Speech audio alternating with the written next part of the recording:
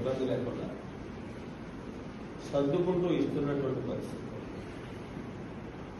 విద్యాశాఖ. మరి ఇంకా యువలోకానికి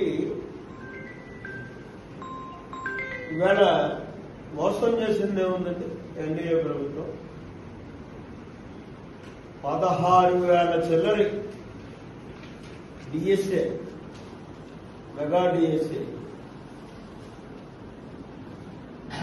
ఏకదంగా ఒక్కసారి ఇచ్చి కొత్త ఉద్యోగాలు ఇవ్వకపోవడం, సంవత్సరం కూడా పూర్తి కాకుండానే యువతకు 16,000 మందికి ఉద్యోగాలు ఇచ్చేటటువంటి అవకాశాలు కల్పిస్తున్నటువంటి ఈ ఎన్డీఏ ప్రభుత్వం అంటే నువ్వు ప్రతి ఎవ్రీ జనవరికి 1వ తారీఖుకి కూడా జాబ్ క్యాలెండర్ ఇస్తానని చెప్పి, సార్ జాబ్ క్యాలెండర్ కాదు, 0 క్యాలెండర్ ఇచ్చింది. నీ 5 జనవరికి ఇవి కూడా పాపం విద్యార్థులు ఆశగా ఎదురు చూస్తారు. యువతకు ఈ సంవత్సరం కాదు, ఈ సంవత్సరం ఇస్తాడు, ఈ సంవత్సరం ఇస్తాడు అని చెప్పేసి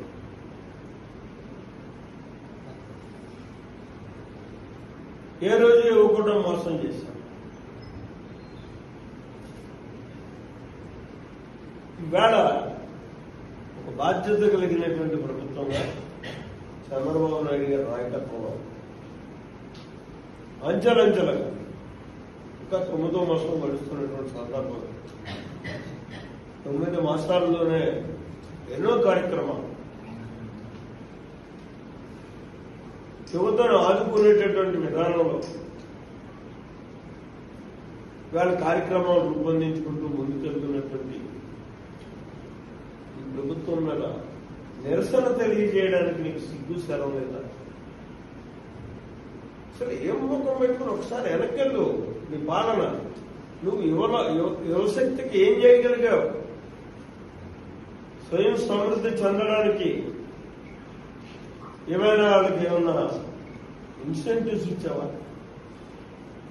లేకపోతే పరిశ్రమలు పెట్టుకోవడానికి అవకాశం కల్పించావా?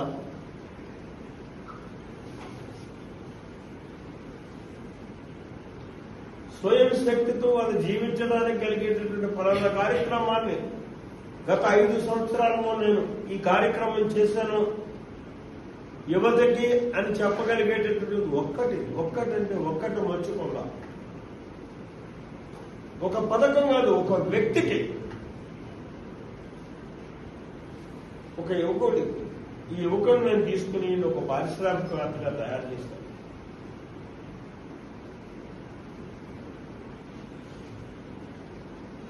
ఒక సెల్ఫ్ హెల్ప్ గ్రూప్ లో పెట్టి ఈ రకంగా ఆర్థిక పరిస్థితి కల్పించడానికి ఈ అవకాశం కల్పించాను అన్నది మర్చిపో. ఒక్కడు చూపెట్టు కదా వారు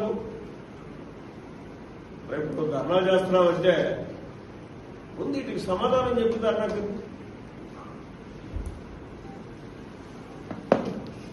ప్రజాస్వామ్యంలో ఖచ్చితంగా ప్రభుత్వాన్ని మేలుకొల్పాల్సినటువంటి అవసరం ఉంది. కానీ నేను కాదన్నా, ఇక్కడ నియంత్రణ కాదు.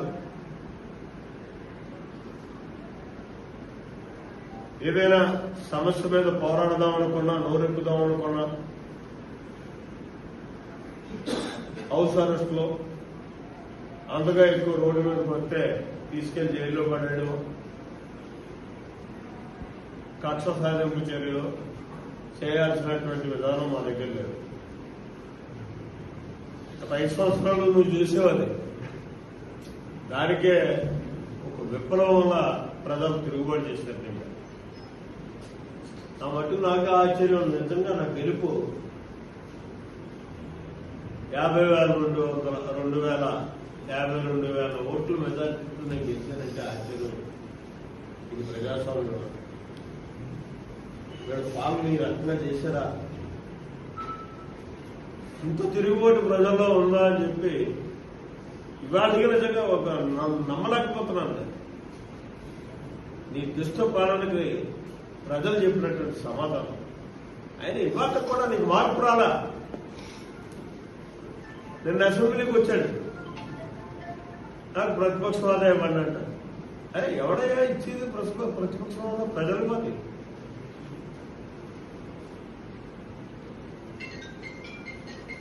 దమ్ముంటే సత్తా ఉంటే ప్రతిపక్ష హోదా దేనికండి?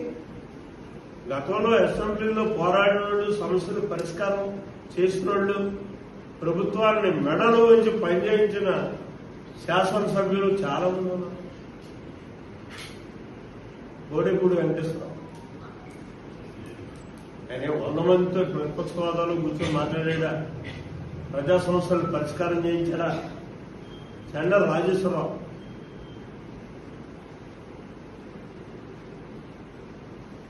అంతకు నీ అంశమే.